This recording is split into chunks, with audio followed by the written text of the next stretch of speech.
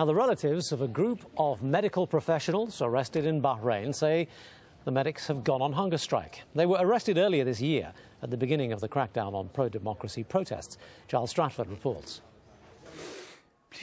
They're some of Bahrain's top surgeons and medics arrested at the start of a crackdown on pro-democracy protests. They've been held in jail for almost 6 months. Their trial in a military court continues. They face charges which include denying medical attention to some patients and stockpiling weapons at the country's main hospital. Bahraini and international human rights organisations have called the trials a farce. On August the 30th, the medics went on hunger strike. Al-Jazeera spoke to one of their relatives. She insisted we change her name and hide her identity because she is afraid for her family's safety. She says the medics were tortured into giving false confessions. All their confessions was by force, under torture, and they were blindfolded. They didn't see what was being written on their confessions, and they just signed it. Mary didn't see her husband for 3 months after his arrest. They were beaten with hoses, with sticks. Some of them, they use on them electrical shock.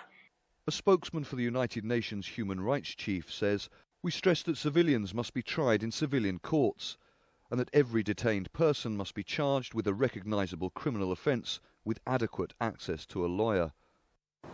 Mary claims her husband has had virtually no official meetings with his lawyer. During all these 5.5 months, they are allowed to see their lawyer only once. It was in this month, August, beginning of August. In a recent speech, Bahrain's king acknowledged that some people had, quote, been ill-treated in custody.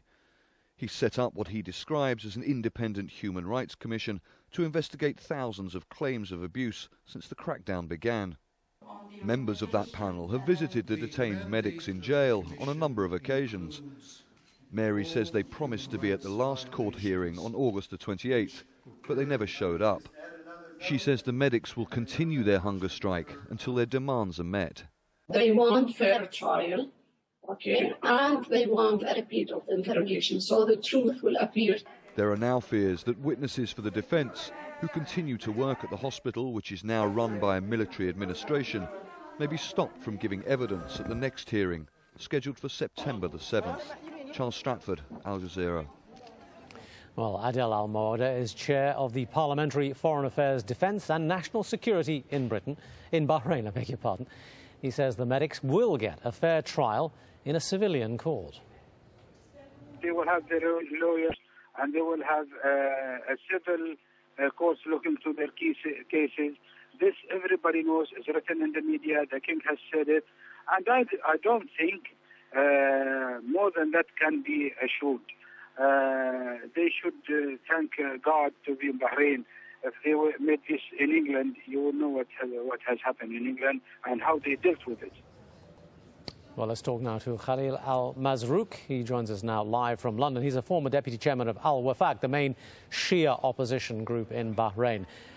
You heard there Mr. Mawada saying that they will get a fair trial. Do you think they will? Thank you for the interview. No, actually, it's even when you look at the speech of the king, you feel that there is a power struggle with the king issuing a decree, royal decree number 62, to transfer all the trials from military tribunals to normal civilian tribunals. And 2 weeks ago, all we've been surprised that the tribunals is continuing. And this is sort of that you don't feel that the state is run by a control. Like there are several parties trying to take control of the decision in Bahrain.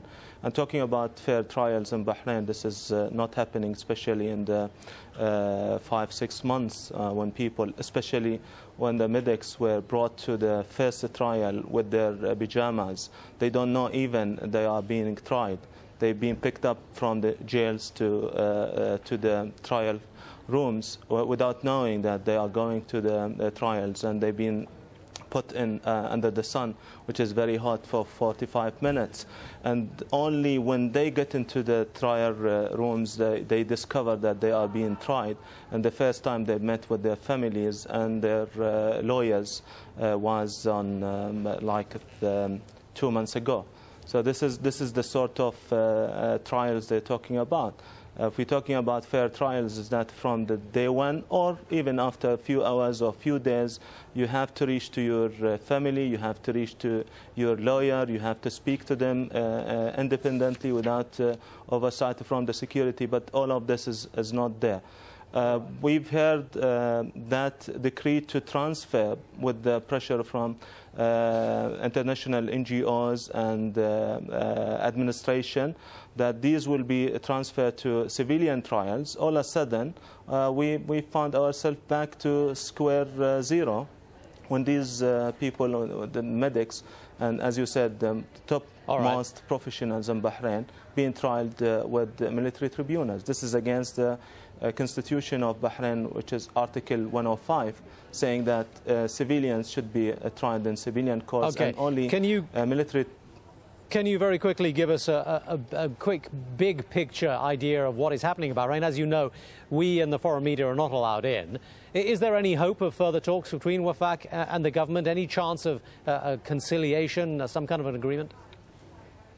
We are open to talks, but serious talk, credible talks that bring stability to Bahrain after establishing a good reform, and reform that the people will accept. What's happening is now a struggle between democracy and dictatorship, and all what you see is that there are people, hardliners, within the regime and within the community sometimes, that they are trying to push the democracy transformation backward instead of supporting that. All what the people want is to have their elected government that manage the country and social justice and integration of everyone of the Bahrainis into the administration of the country. Okay, we'll leave it there. Thank you for talking to us, Khalil Al-Marzooq in London.